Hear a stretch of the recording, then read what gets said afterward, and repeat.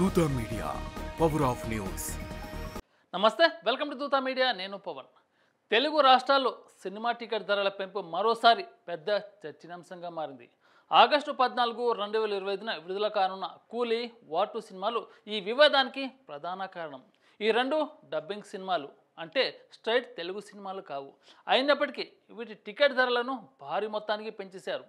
కూలీ తమిళ సినిమా అయినప్పటికీ తమిళనాడులో టికెట్ ధర కేవలం ₹183 మాత్రమే ఉంది. కానీ హైదరాబాద్లో అదే టికెట్ ₹453.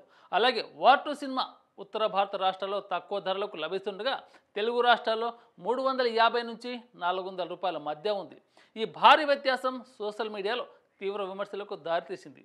ప్రజలు ఇతర రాష్ట్రాల్లో తక్కువ ధరలకు అందుబాటులో ఉన్న సినిమాలు మన దగ్గర ఎందుకింత ఖరీదు అని ప్రశ్నిస్తున్నారు. తమిళనాడు, కేరళలో టికెట్ ధరలపై కఠిన నియమాలు ఉన్నాయి.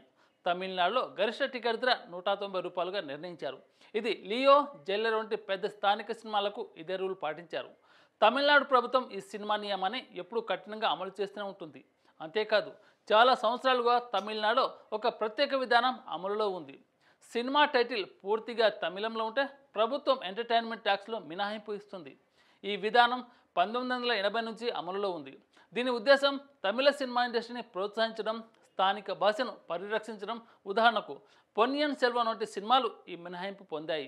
దీనివల్ల నిర్మాతలకు ఖర్చు తగ్గి టికెట్ ధరలు కూడా తక్కువగా ఉంచగలిగారు. ఈ విధానం వల్ల తమిళనాడులో సినిమా టికెట్ ధరలు ఎప్పుడూ నియంత్రణలో ఉంటాయి, ప్రేక్షకులకు కూడా అందుబాటులో ఉంటాయి. కేరళలో కూడా మల్టీప్లెక్స్లు, సింగిల్ స్క్రీన్ థియేటర్లకు ఫిక్స్డ్ రేట్లు ఉన్నాయి. దీనివల్ల ధరల అసమానతలు తక్కువ. కానీ తెలుగు రాష్ట్రాల్లో అలాంటి కట్టుబాటు లేకపోవడం వల్ల సినిమా పెద్దదైనా, చిన్నదైనా, స్థానికమైన, డబ్బింగ్ అయినా ప్రభుత్వ అనుమతితో ధరలు పెంచే అవకాశం ఉంది. ఇది కొత్త సమస్య కాదు. ఆంధ్రప్రదేశ్లో 1980, 1990లలో ఎన్టీఆర్ అండ్ భాస్కర్ రావు కాలంలో టికెట్ ధరలపై కఠిన నియంత్రణ ఉండేది. ఒక్కో జిల్లాకు, పట్టణానికి రేట్లు వేరువేరుగా నిర్ణయించేవారు. అప్పట్లో సింగిల్ స్క్రీన్ టికెట్ ధర ₹2 నుంచి ₹3 ఉండగా 2000 నాటికి అది ₹30 నుంచి ₹40కి పెరిగింది. మల్టీప్లెక్స్ల రాకతో ధరలు ఒక్కసారిగా ఎగబాకాయి. ఆంధ్రప్రదేశ్లో జగన్ ప్రభుత్వం 2021లో జీవో నంబర్ 35 అనే ఉత్తర్వును తీసుకొచ్చింది. దీని ఉద్దేశం సినిమా అందరికీ అందుబాటులో ఉండాలని. మున్సిపల్ ప్రాంతాల్లో గరిష్ట ధర ₹150, గ్రామీణ ప్రాంతాల్లో ₹50గా నిర్ణయించారు. ఆన్లైన్ బుకింగ్ని తప్పనిసరి చేశారు. కానీ సినిమా ఇండస్ట్రీ ఈ నిర్ణయాన్ని తీవ్రంగా వ్యతిరేకించింది. ఈ ధరలతో పెద్ద బడ్జెట్ సినిమాలు తీయలం, పెట్టిన ఖర్చు రాబట్టలేమని నిర్మాతలు వాదించారు. హైకోర్టు జోక్యం తర్వాత 2022లో మల్టీప్లెక్స్లలో గరిష్ట ధర ₹250 వరకు అనుమతించారు. అయినప్పటికీ ఈ నియమాలు స్థిరంగా అమలు కాలేదు.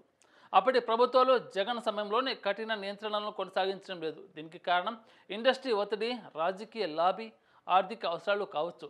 ఫలితంగా ప్రభుత్వం ఇష్టానుసారంగా ధరల పెంపును అనుమతిస్తుందని ప్రేక్షకులు ఆరోపిస్తున్నారు. తెలంగాణలో పరిస్థితి కొంచెం భిన్నంగా ఉంది. 2024 పుష్ప 2 ప్రీమియర్ సమయంలో జరిగిన తొక్కిసలాట ఘటన తర్వాత సీఎం రేవంత్ రెడ్డి ధరల పెంపు బెనిఫిట్ షోలో నిషేధిస్తామని ప్రకటించారు. కానీ 2025లో ఈ విధానం మారిపోయింది. హరిహర వీరమల్లు సినిమాకు ప్రీమియర్ షో టికెట్ ధర ₹600గా నిర్ణయించారు. అలాగే థియేటర్స్ని బట్టి ₹150 హైక్ను అనుమతించారు. పుష్ప 2కి కూడా ₹600లకు ధరలను అనుమతించారు. గేమ్ చేంజర్ సినిమాకు మొదట అనుమతి ఇచ్చి తర్వాత రద్దు చేశారు. ఈ అస్థిర నిర్ణయాలు పాలసీలో స్థిరత్వం లేకపోవడాన్ని స్పష్టం చేస్తున్నాయి. ఈ ధరల పెంపుల వెనుక ఇండస్ట్రీ ఒత్తిడి, రాజకీయ లాబీ, ఆర్థిక అవసరాలు, రెగ్యులేషన్ లోపాలు ఉన్నాయి. అసలు పెద్ద బడ్జెట్ పెట్టి సినిమాలు ఎందుకు తీయడం? తక్కువ బడ్జెట్లోనే మంచి కథలు ఎంచుకొని సినిమాలు తీయొచ్చు కదా అని సగటు సినీ అభిమాని వాదన. పెద్ద బడ్జెట్లో సగం హీరోకే, హీరోయిన్కే పోతుంది. వాళ్ళ పారితోషికాలు భారీగా పెంచేసి ఆ భారం మా పైన వేయడం ఏంటని ఆవేదన వ్యక్తం చేస్తున్నారు. అయితే ఈ లాజిక్ డబ్బింగ్ సినిమాలకు వర్తించదని ప్రేక్షకులు వాదిస్తున్నారు. తమిళనాడులో స్థానిక బడ్జెట్ సినిమాలనే ₹190 ఆగిపోతుంటే మన దగ్గర డబ్బింగ్ సినిమాలు ₹400 నుంచి ₹500కు అమ్ముడుపోవడం ప్రేక్షకులను అసహనానికి గురిచేస్తుంది. ఈ అధిక ధరలు మధ్యతరగతి ప్రేక్షకులపై తీవ్ర ప్రభావం చూపుతున్నాయి. హైదరాబాద్లో కూలీ టికెట్ ధర ₹453, అంటే నలుగురు కుటుంబం వెళ్తే ₹1800 పైగా ఖర్చు అవుతుంది. పాప్కార్న్, డ్రింక్స్ కలిపితే అది ₹2500 దాటుతుంది. తమిళనాడులో అదే సినిమాను కుటుంబం మొత్తం ₹1000 చూడగలరు. ఈ అసమానతలు ప్రేక్షకులు అసంతృప్తిని పెంచుతున్నాయి. సోషల్ మీడియాలో బయట సినిమాలకు ఇంత ఖరీదు ఎందుకు అని కొందరు ప్రశ్నిస్తుంటే మల్టీప్లెక్స్ కల్చర్ వల్లే ఇలా జరుగుతుందని మరికొందరు అంటున్నారు. యూట్యూబ్ రివ్యూవర్లు, సినిమా బ్లాగర్లు ఈ అంశంపై వీడియోలు చేస్తూ లక్షల వీక్షణలు పొందుతున్నారు. థియేటర్ యాజమానులు మాత్రం వేరే కోణంలో వాదిస్తున్నారు. విద్యుత్ ఖర్చులు, సిబ్బంది జీతాలు, మెయింటెనెన్స్ ఖర్చులు పెరిగాయని, అధిక ధరలు వసూలు చేయకపోతే థియేటర్లు నడపడం కష్టమని వాదిస్తున్నారు. డిస్ట్రిబ్యూటర్లు పెద్ద సినిమాలు వచ్చినప్పుడు ఒక్కసారిగా ఎక్కువ వసూలు చేయాలి, అప్పుడే మేము సేఫ్ సైడ్లో ఉంటామని అంటున్నారు. కానీ డబ్బింగ్ సినిమాలకు అధిక ధరలు వసూలు చేయడం తప్పు అని ప్రొడ్యూసర్ కౌన్సిల్లో కొందరు సీనియర్ సభ్యులు అంగీకరిస్తున్నారు. గతంలో RRR, బాహుబలి 2, పుష్ప 2 వంటి సినిమాలు రికార్డు ధరలకు అమ్ముడయ్యాయి. ఈ సినిమాలు తెలుగు సినిమాలు కావడం, భారీ విజువల్స్, పెద్ద బడ్జెట్లతో తీయడం వల్ల ఆ ధరలకు ఒక రకమైన న్యాయం చేసుకున్నాయి. బాహుబలి నుంచి తెలుగు సినిమా పరిశ్రమ పాన్ ఇండియా మార్కెట్ను లక్ష్యంగా చేసుకుంది. ఈ ట్రాన్సిషన్ కోసం ఇతర భాషల నటులను తీసుకొచ్చి భారీ బడ్జెట్లు ఖర్చు చేస్తున్నారు. కానీ ఈ ఖర్చును తెలుగు ప్రేక్షకులపైనే ఎక్కువ మోపడం ఎంతవరకు సమంజసం? హిందీ సినిమాలకు భారీ మార్కెట్ ఉంది, అయినా వారు టికెట్ ధరలను తక్కువగా ఉంచుతున్నారు. తెలుగు సినిమా ఇప్పుడే పాన్ ఇండియా స్థాయికి వస్తుంది, కానీ ఈ ధరల పెంపు వల్ల స్థానిక ప్రేక్షకులు ఒత్తిడికి గురవుతున్నారు. ఈ అధిక ధరల వల్ల తెలుగు ప్రేక్షకులు థియేటర్లకు వెళ్ళడం తగ్గించి ఓటీటీ ప్లాట్ఫామ్ వైపు మొగ్గు చూపుతున్నారు.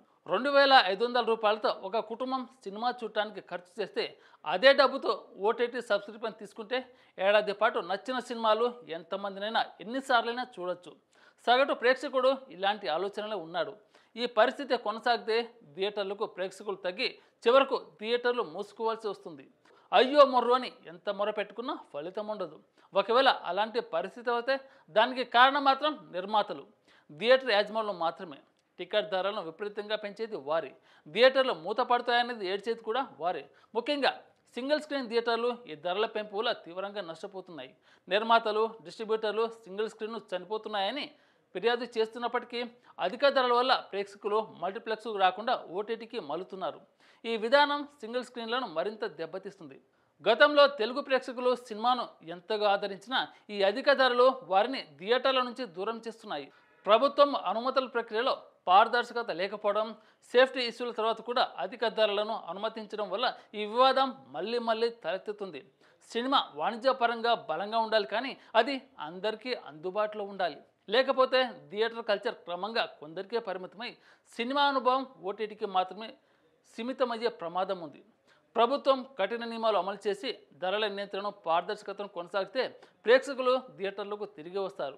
లేకపోతే సినిమా థియేటర్లు కేవలం ధనవంతుల కోసమే మిగిలే అవకాశం ఉంది. For more updates, please subscribe Dutta Media.